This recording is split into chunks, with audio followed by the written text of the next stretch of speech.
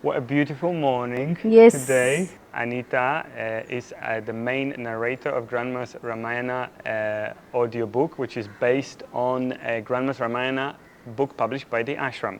Now we're publishing those episodes starting from the beginning of Ramayana Masam this year. And there is a WhatsApp group where a lot of people receive these episodes daily, and we got quite a lot of nice feedback. Every episode is accompanied by a moral story at the end, and these moral stories really came together thanks to Anita, who went on to researching and making sure that we have very relevant stories to each episode. So, how this come about? How did these stories arrive to you? Firstly, thank you for introducing me and not introducing me by saying Anita's grandma. Okay. So the way that the morals came in, I think it was a collaborative decision. It was not my decision. We do have teachings in our book, Grandma's Ramayana, on which this podcast is based. However, we felt that maybe they were insufficient, like for a podcast material. Like we felt like that we could extrapolate on it, and we really had to ask ourselves the question. Well, I had to ask myself the question: how are these individual episodes relevant to us in the context of living with Amma, a living Mahatma, who, in my opinion, is no other than the reincarnation of Rama, which he embodies all the principles of Rama, certainly. So how does that become relevant to us in that context? So for each episode, it was a meditation, really, the process, like going through it. What does it mean in Rama's life? And linking it back and going through some of Amma's teachings and, of course, going back to the printed versions, Awakened Children, whatever Amma has, and linking it back. That's how it all came together. That's great. Because of that, a lot of people can now identify Ramayana as their own. And on some occasions, you actually, when we were collaborating at the time, you gave us choice. In episode 42, when monkeys are building the bridge, you told us we could either have the story about the squirrel who is contributing towards the construction of the bridge, or the story about stones which Rama throws and they're not floating. So there's a bit less known story. So where did that story come from? So I think if I remember correctly, we went for the squirrel story because we had the illustration and because it's more common, I think. Yes, yes, it's told very much in Ramayana circles, if we can call them that. Okay. The other story, I think it goes back to childhood. Like Amma says, and you can see what Amma's doing every day with the children. She's instilling values in them. So, like I was telling you earlier, the way I was introduced to Ramayana was my parents used to read it to me every single day. Like when I was a small child, like from the age of maybe 3 or 4. I remember my father used to come and he used to read me one story of the Ramayana. Wow. And then he would fall asleep in my bed and start snoring, and I'd have to wake him up and say, "Dad, get up, get out of here, I can't stand your snoring." But that became a nighttime ritual.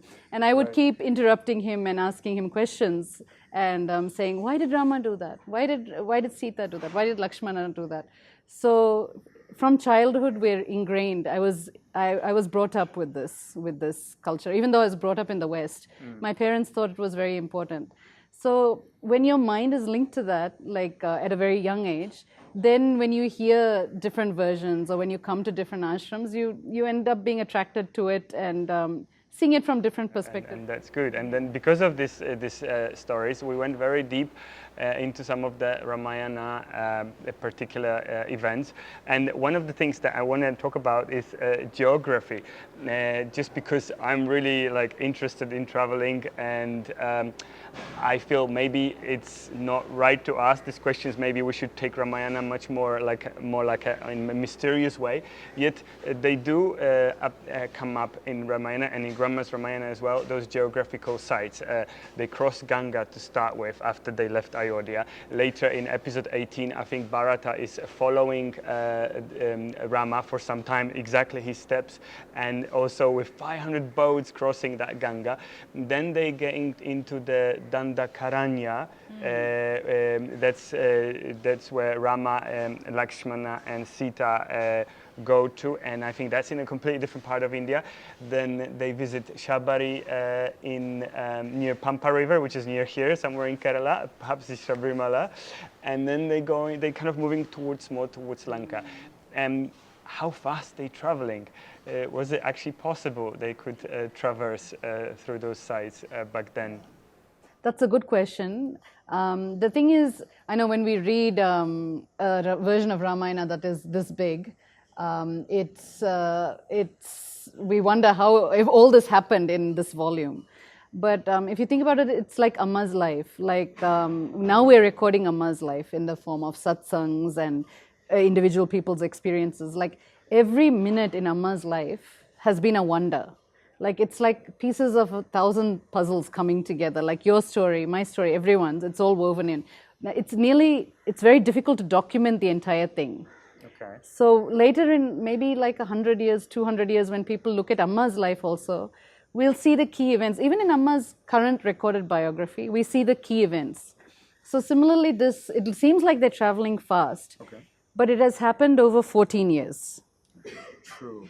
That's how long the exile was for. So every day of that 14 years, if we document, we'll have a huge volume. How many rishis Rama met? How many animals, even that he had experiences with him, or creatures in the forest, everything.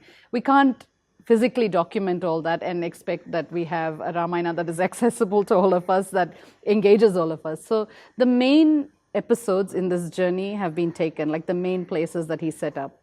And that happened over 14 years. And it was towards the end of this 14 years that this war with Ravana has taken place. And when he came back, actually, after killing Ravana, he was victorious. It was almost getting towards the time when the exile period was over. Mm-hmm. And if you remember, Bharata was waiting for him.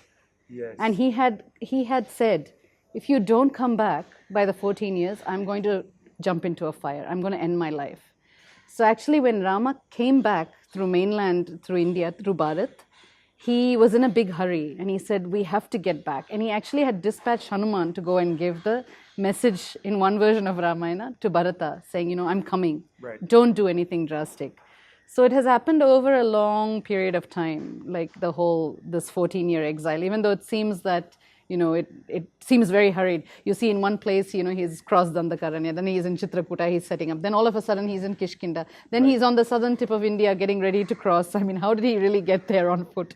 But it's happened over a long period of time. That's what we have to kind of remember. Okay, that's great. Thank you. And the other curiosity that came to me from Ramayana was, and particularly this book, Grandma's Ramayana, is that we don't happen to mention Lakshmana Rekha, which is a very popular concept. I hear from people I talk about Ramayana that's what they really know about Ramayana. We did a competition for children who submitted drawings, which we use in this audiobook. You will get to see some of those illustrations there. And one boy, without actually asking us, it wasn't our request, but he naturally drew Lakshmana Rekha, which is the line that Lakshmana drew around Amma's, around Sita's dwellings, where she stayed alone. But we don't mention it in the book, so why? Yeah. Actually, it's similar to the squirrel. The squirrel is also not in any of the major versions of Ramayana also, but it's a very popular story. It appeals to people. And I think that is the beauty of Sanatana Dharma. Like the poets have asked enough questions, and they themselves have had the freedom to justify the answers. So the Lakshman Rekha has come much after Valmiki's version of Ramayana. Mm-hmm. It's a more contemporary version. It has been popularized in the Telugu Ramayana, in one Telugu version of Ramayana, and also a Bengali version of Ramayana. And I think appeals to people, I'm guessing, because it gives a reason for how did Sita Devi get kidnapped. Lakshmana was the most alert, warrior, and there's no way anything could have passed under his nose. Now, the second thing is he was the epitome of obedience. Like, he would never ever stray away from the direction given by his brother, Sri Rama. So how in that environment, in that situation, did she get taken? He would have never left her. So I'm guessing that somebody at some point asked this question, and it became a question that was really an issue. Lots of people must have had it. And so this poet has explained it, saying that the Lakshman Rekha was drawn and she crossed it, like she was told not to cross it. Lakshmana had left her with the adequate protection while he went and searched for this deer, but she had not listened and she crossed it. And actually it also showcases there are boundaries in life. If we cross certain boundaries of dharma, of righteousness, what are the consequences? We get pulled away from our core goal, which is spirituality, which is Amma or God or whatever, and we get lured out into the world, just like what happened.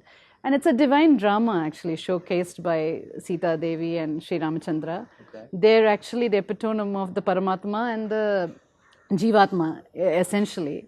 And what happens when we get lured by the objects of the world? That golden deer, for a moment, she got lured by it. And then how much suffering she underwent. She had to go. But then in the Ashokavana, she again started introspecting, and her mind became one pointed to the point that all the other things didn't matter, like all the Rakshasis who were torturing her, the demonesses who were torturing her, the lack of food, the lack of, proper shelter or anything, nothing bothered her because her mind again went within. And when she went within, she was eventually reunited with the Lord, the Paramatma. So it is essentially a journey that was enacted by the Lord. Everything is a message. It contains a message to us. To what? Go within. We always keep Him within our hearts as our priority. Wow, that's a wonderful explanation, particularly that sometimes we feel some of the stories can be a little controversial, right, in Ramayana. And that journey had to happen, basically. Now, I want to bring an event from Mount Pravarshana. This comes in episode 30 of Grandma's Ramayana audiobook, and Sri Rama is there meditating, doing his austerities for 4 months, I think, in this golden cave. And I'm thinking, he doesn't hear any news from Sita. There's so many uncertainties. Is he not wasting time by going into the cave and meditating for so long? Yeah, I think this is the difference between us and the Mahatmas. If you see, Amma is so very relaxed and chilled out. I mean, I think if we were in Amma's place, trying to manage institutions, trying to manage people, trying to manage big hospitals in Delhi, universities, everything, can you imagine how stressed we would be, how many things we would feel we were needing to do? And yet Amma's like busy, giving each person time, she never says, I'm too busy. I can't give darshan today. I've got to attend to the universities. I've got to attend to all my institutions, everything. She never does that. And yet everything is running because these Mahatmas know that things will happen at the right time, that they're ordained to happen. They don't have an attachment to making things happen. Whereas we all have an attachment to making things happen. We want, okay, today breakfast has to be made for my kid. I have to get it done. I am the one who has to get it done. Not that we can get away with just sitting back and saying we can't do anything, but that attachment is the issue, that we have an attachment to that doership notion that we want to get it done. They don't have that. So they know it will happen at the right time. And for whatever reason, Sita Devi had to go through that period. We already said that, yeah. Yeah. So he knows. And internally he's relaxed, though externally he's showing sorrow, like Amma shows sorrow, like when she goes to a cremation, she shows sorrow with the family. But internally they're unaffected by anything. So for him, he had to sit because it was monsoon. Right. Practically speaking, like he can't send his devotees out, getting them, impacted by the weather and everything, visibility and everything. The monkeys. The monkeys or whoever was on the mission. And so he waited, and it was, if it had been us, we would have been, we got to go, we have to retrieve Sita Devi. But for him, it was already a preordained story, essentially. Yeah, we have most wonderful illustrations. They came to us from our ashram friends to illustrate Rama. There's different faces of Rama you can see throughout those episodes, including the Rama with sorrow. I remember that was around that period. And there was actually 15 different artists who painted Rama, which is quite interesting. And that just shows how different, how in so many ways we can actually see Rama, Sri Rama, and identify. Each of us identify themselves differently, right? Right. The story is written in all of us, and that is exactly what, like you were asking about the Lakshman Rekha. See, it is a certain bhavana of a poet, like it's a certain attitude of a poet. And in Sanatana Dharma, that's the beauty. We have that freedom to imagine everything, in our own way. So if the story is told in your mind, it'll be playing differently. In my mind, it'll be playing differently. In the minds of these artists who are expressing it, it is all going differently. So, and we have the freedom of expression in Sanatana Dharma. So that's why all these versions of Ramayana. So many books. These are just all. I know 3 of these are from the ashram, but some of them have come from other places. And I mean, over time, immemorial, the story has been retold and represented to people. And we have the freedom to do that and speak it and listen to it and imagine it in whatever way affects us best, in whatever way benefits us best. That is a real, great fortune that we have. That's a beautiful conclusion, actually, of this. Who is your favorite Ramayana character? Character. Yes. Character, that's a difficult one. I love them all, but I think I would love to, if I have to think of one that I have to really identify with, who I should rather not identify with, but try to, I would say Bharata. Because Bharata is a less spoken character here in the Ramayana, but he had the most difficult time. He sat, there was no iPhones there was no way of getting messages, where his brother is, whether he's coming back, whether he was killed, nothing. And he sat with faith for 14 years, just administrating the kingdom on the behalf of his brother. And he lived basically like a renunciate, like a hermit. He didn't even live in Ayodhya. He lived in a place called Nandigram, outside of Ayodhya. And he wore bark garments and he ate very little, just berries and whatever was available. And he waited. And he wasn't married either, right? He was married, but I don't think he was worried about all that. I mean, I don't know exactly. I can't remember where his wife or wives were at that time. But I think he was. But even then, his first dharma or his first priority was his brother, like whatever his brother had told him. That's an ideal disciple. And I think that is a disciple with surrender. And in no way I can say I'm there yet. Because I actually recently had an incident. Amma told me to do something. And even then, even after so many years, I waited. I waited about a week before I took action on this particular thing. And after I took action, I realized, how essential it was to follow. Amma is showing us every day, how important it is to follow her teaching, that she's connected at the source. So if we try to become more like Bharata, if we try to embody the principle, then maybe at some point we may be very far off. At least in my case, I can tell you I'm very far off from that surrender. But he had that surrender because he didn't know where anyone was. And still, he had faith that he was going to come back. He gave him his word, he's going to come back, he's going to come back. And he persevered through that. That's beautiful. It's actually nice to aspire to somebody who is a perfect devotee than aspiring to Rama, who is obviously perfect on all levels. Yes. It's much more humble and maybe realistic too. Yeah, even that is quite a distance for me at least to cover, even to get to that level. But certain Rama is a different level, Okay. like Amma. Very good. So that's it. These were all my curiosities. Okay. Yeah, if anyone has any other questions, we can always address it. I'm sure there are things coming up, but yeah, maybe that's an opportunity to ask our audience for some questions, and that would be really nice because it's like very much for me the story of Ramayana. Even when those 56 episodes were complete, and you then this doesn't end. The story. No, the doesn't story end. never ends, and Yeah, it will ends. never, hopefully, end.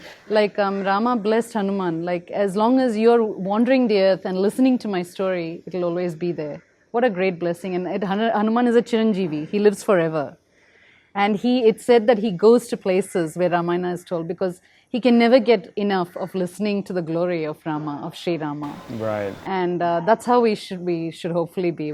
The story won't end. We'll continue to meditate on it, and we'll continue to reflect on it. And thank you to everybody who has engaged and inspired us, Yes, thank you. and who have really, brought this project together.